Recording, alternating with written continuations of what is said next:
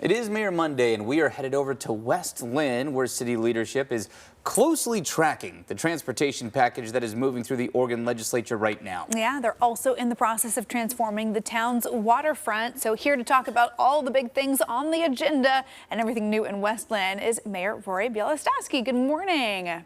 Hey, good morning. Thanks for joining us. Yeah, good to have you here. Okay, so we're going to talk about some of that transportation funding coming up. But first, let's talk about this waterfront vision plan. A lot of talks about the Willamette Falls have been in the news lately. Where do things stand for West Linn? Well, thank you for the question. It's an incredibly exciting time to be in West Linn and be in city leadership.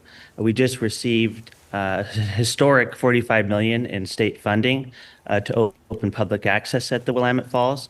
And then with the closure of the old paper mill on our side of the river, we now have a once-in-a-generation opportunity really to transform the site into something new.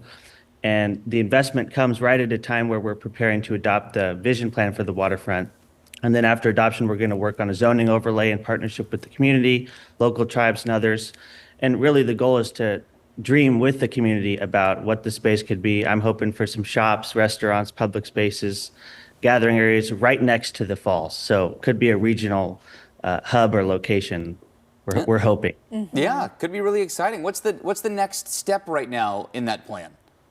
So it's just going through the final public review, public process, and the city council is going to adopt it coming soon. And that'll lay the groundwork to proceed with zoning and kind of chart the course of what the community wants to see. How important is the community's input and feedback in all of this? Are you hoping to hear from folks and really, have this be a collaborative process?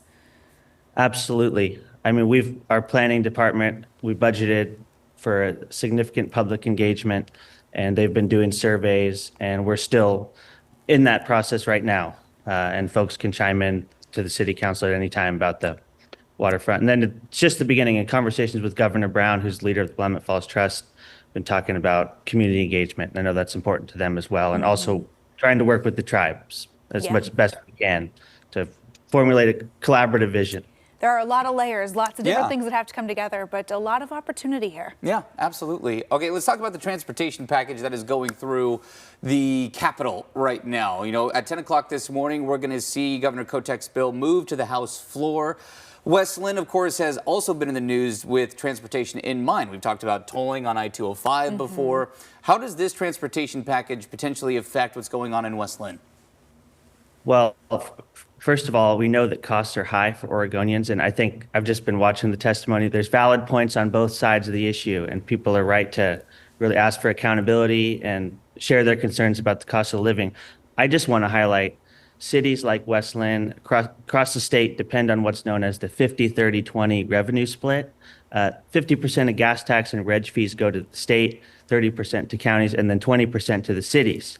So we maintain 100 miles of roadway in West Linn. We've got rising costs, just like folks across the state, and transportation revenues have stayed flat over time. So any additional funding, basically, that we can get would go directly into our local roadways. And I think the legislature is going to, the good news is whatever they pass, the 50-30-20 split has not been on the table to change that. So taxpayers will see their money go directly to their cities and counties. And then, of course, the tolling program, the proposal would repeal the program for I-205 and I-5. And if the package passes, I think West Linn residents and many in the metro would be glad to see that regional tolling authorization taken out of statute. So. Yeah, it'll be interesting to see what happens. A lot of transportation headlines we're following pretty closely right now. Well, Mayor, we appreciate you taking the time to fill us in, and thanks for waking up early on a day off. I know it's a holiday for you, so we appreciate your time this morning too. Hey, it's the earliest I've ever put on a tie, and I'm happy to do it for you. And tell Ken Body I said hello. There you go. We will do that. Well, we appreciate it. You enjoy the rest of your Labor Day. Thanks for the updates, Appreciate Mayor. it. And if you want to know what else is happening in West Linn, if you want to keep tabs on all of the issues right now happening at the state legislature as well, of course, we've got complete coverage for you on KOIN.com.